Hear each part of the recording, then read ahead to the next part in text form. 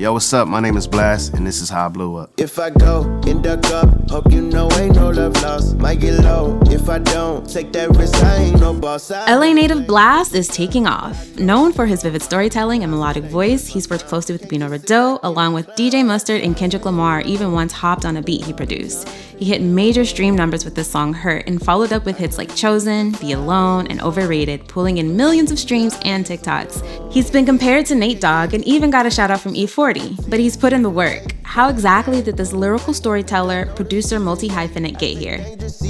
I've been through hell, wish me well. I know you won't kiss and tell. I'm not cool with taking L's. Do my dirt. Born in LA, his mom moved him to the Inland Empire for high school because of LA's violence, where he attended Upland High. It's there where Blast got to experience something different and where he began to fine-tune his musical tastes. Blast didn't really start taking his career seriously until he was 17. I would say I really started taking my career seriously, like fresh out of high school, like age 17, just putting out music on SoundCloud and MySpace and things like that. At a time when most parents would tell him to go to college and get a job, his parents pushed him to make a career out of his art. He always had the support of his family, and that says a lot about how he got his career popping.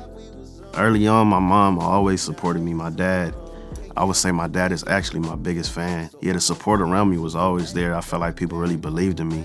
For the self-taught producer, music was his only path, so he fully embraced his music-making gift. I never really had a job. I always was kind of invested into music early on, just teaching myself how to record. He started putting out music regularly on streaming platforms, producing for other artists on the side, and even went so far as to non-stop tweet his music under rap icons like Kendrick Lamar in his early days of Twitter. That is until Hurt started blowing up. Niggas looking for something to do. Throw me under a bus or two. Only ride if I bust a move. I can't sit around waiting on niggas. That just ain't what a hustler do. Not the type to be comfortable. Switch it up and do something new. I don't know when to call or quit. Initially, I would just put out music regularly just on streaming platforms, but I realized Hurt really started picking up when I seen it being on a lot of like Spotify playlists. The streaming numbers just start going crazy. You know, people all over was really making videos to the song. That really reassured me that things was picking up. After consistently putting out music, Blast finally started to take off. Once insecure in his vocal ability, he began to get compared to this late legendary West Coast icon. First time I heard somebody compare me to Nate Dogg, I would say probably like 2-3 years ago. Early on, I was really rapping until I really got comfortable with my singing voice. I was kind of insecure back then, but I feel like my voice developed to the point where I was on a lot of people's hooks. I mean, to be compared to Nate Dogg is always a compliment. That's an OG, a legend, so I just take it as a compliment, but I'm Blast at the end of the day. That's Nate Dogg. The underdog's up now. Blast's journey wasn't easy. From being self-taught to being consistent, he's been able to rise above any challenge. But his biggest challenge was fatherhood. I feel like one of my biggest struggles was becoming a father, but it was also like a transition for me that helped me and just made me more purposeful behind what I'm doing.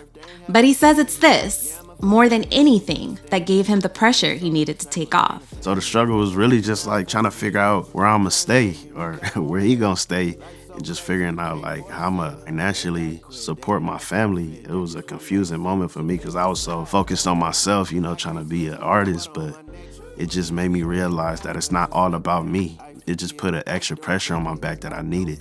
And that extra pressure paid off. With multiple multi-million stream tracks, it was inevitable that the OGs would start paying attention. And one in particular was the call Blast had been waiting for. Artist that reached out to me that I was shocked to hear from was E40. That's definitely an OG that I looked up to. We grew up listening to him, so he tapped in, just showed respect for me, and that was everything for me, for sure. On that first call with E40, Blast got some major compliments and helpful advice. Ultimately, it resulted in the song Still, bringing the two of them together with fellow West Coast rapper Draco the Ruler. He was just like, I like the way you move, I like how humble you are. And he be calling me on the regular too now, just dropping gems. So he just always put me in that right state of mind. Y'all got a song together. Yeah, we do got a song together now. Now partnered up with Red Bull Records, Blast says he still feels like the underdog. That energy is what keeps him going though. With everyone in his corner, he feels like he's just getting started. Right now, I feel like I'm just getting started, starting to invest in what I have to say. So I'm really looking forward to the next chapter. And that's how Blast blew up. He's working on Six Tape Part 2 with Bino Rideau and steady focused on his debut album, which he says is coming soon. With so many great things in the works, it's clear that Blast is here to put on for Los Angeles and the Eagle Gang.